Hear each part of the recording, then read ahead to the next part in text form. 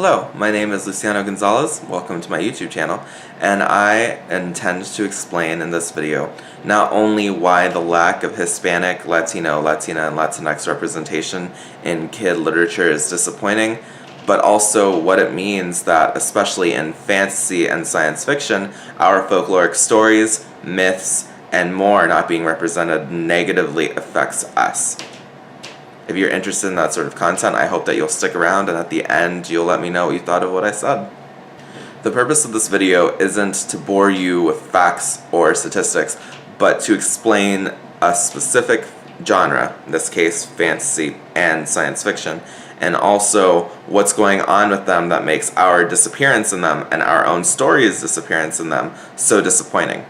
Because it's particularly disappointing to me as someone who is a historian, researcher, and writer that our myths, cultures, stories, legends, and more aren't in these specific genres, and the fact that they should be.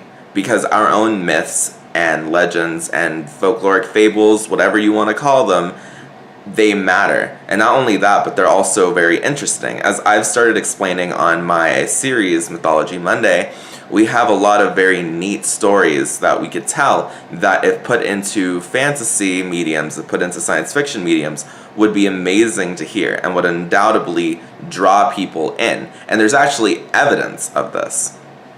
The success of the movies The Book of Life and Coco are evidence that when our stories are put and produced and created in various digital mediums and in various literary mediums, we can succeed and they can be profitable.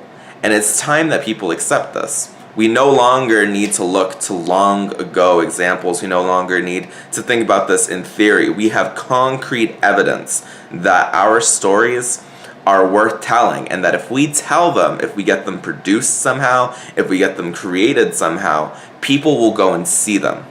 And the fact that this has happened now is very important, because it's easy for people to dismiss our own cultures and our own stories. And in fact, we have done so for far too long. But now we know that if we get them created, people will come and see them. Our efforts will be rewarded. As someone who creates original, fictional, fantasy, and science fiction, I want to see stories like the story of the Sun and Moon twins, the hero twins from Mayan culture, be put on the big screen. I want to see their epic journeys. I want to see Alal versus Noshtek from the Tuwalcha people. These are things that I believe would be successful. And seeing Coco, seeing the Book of Life, seeing all sorts of historical Hispanic fantasy and Latinx historical fantasy, seeing all of these things is amazing to me. It's a sign that we are at a point that we can accept that these things succeed. But now, what do we do with that information matters. It's clear to not only me, but to lots of other people that at this point in time, the vital next step for the preservation and immortalization of Hispanic, Latino, Latina, Latinx myths, legends, and more lies in preserving them through storytelling. And now there is momentum. There are expos this year, Nerdino being one fantastic example, where Hispanic and Latino, Latina, Latinx individuals who create original content were rewarded, they were praised, they were honored, and they were given a platform that they hadn't been previously. And it's important that we build off of that we continue this momentum that wasn't only created by Disney and Pixar's Coco, because those aren't the only things going on right now. But even if they were, that would be enough.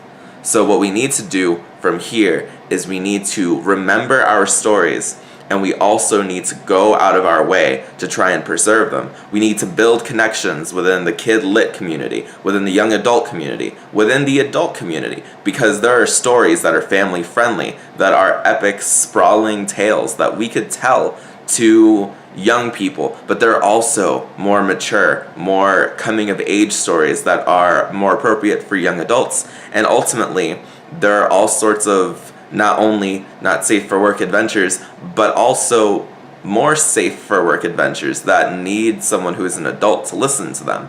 And these stories all deserve to be remembered.